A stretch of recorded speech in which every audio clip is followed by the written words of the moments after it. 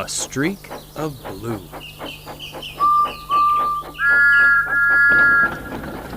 Thomas and Edward gave a splendid effort building the railway, but they weren't suited for fast mainline services. As such, the fat director purchased another engine called Henry. Although a good sort, he was prone to steaming troubles, which caused endless frustration. Due to a lack of funds, engines were loaned from other railways. One of these, known only as 87546, fancied himself the savior of the line and never failed to make it known.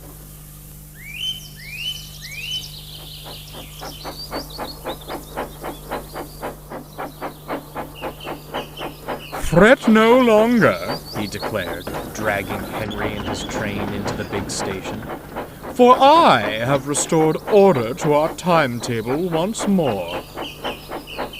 "Does he ever tire of all that hot air in his boiler?" Thomas remarked to Edward. "I say, you, little one," the big engine beckoned to Thomas. "Be a good lackey, take my coaches and the indisposed away. I must rest my aching wheels." "Evidently not," murmured Edward. As Thomas buffered up, Henry couldn't even meet his gaze. "Oh, I'm sorry," he sighed. "He should be sorry," retorted Thomas. "One day, he'll get his." That night, Thomas retired to the shed. A vulgar discourse greeted him. "You know," 87546 said loudly to another loaned engine, "I do sympathize with the fat director. Wasted what little hard-earned money he had on a mite, an antique, and an invalid." He looked across to Henry, sleeping as workmen tried to mend him. "I'm the real bargain. The strength of 3 for the coal and water consumption of 1. Only a matter of time before he purchases me." "The fat director," Edward interjected, "favors engines with good character. You leave much to be desired in that department." "And where has good character led you, replied 87546. "Certainly not the main line. Speed and strength are all that matters there. When I pull coaches, you merely see a streak of blue. Engines like you fade into the background.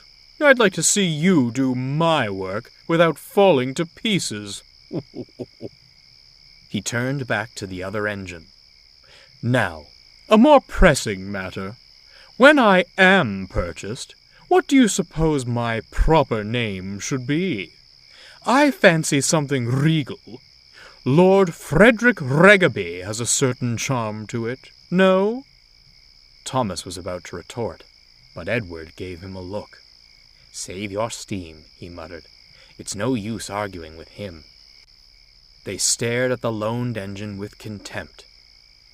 Henry, who'd only been pretending to sleep, had heard everything. The next morning, 87546 awoke to a startling sight. There was Henry, hissing and wheezing halfway on the turntable. "What the devil is this?" "Oh, dear!" Henry coughed feebly. "Thought the men had made me better."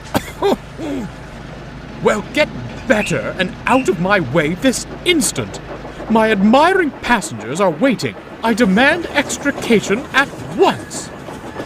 But the other engines had all left for work. They couldn't have helped anyhow, for there was no way onto the turntable. "Worse and worse," the fat director scowled as he paced the platform. "The passengers cannot be kept waiting. I'm sorry, Edward. As the others have gone, you'll have to take the coaches." Edward gulped, staring at the long train. begging your pardon, sir, but this is a bit beyond my capabilities." "Not if I helped you," bubbled Thomas, shuffling alongside. "2 engines are better than 1, sir.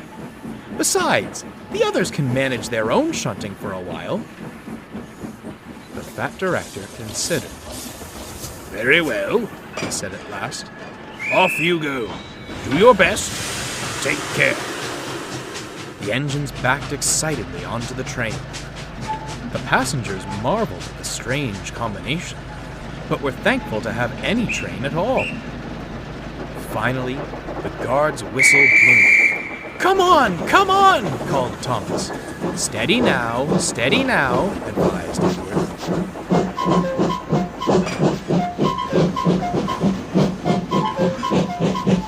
Soon they were on the main line and having a wonderful time. Thomas was so excited to leave the yards, he nearly pulled Edward's coupler. Edward chuckled. He was glad to stretch his wheels again. The 2 engines worked so well, the coaches felt light as air. Other engines were shocked as they raced past, whistling with glee.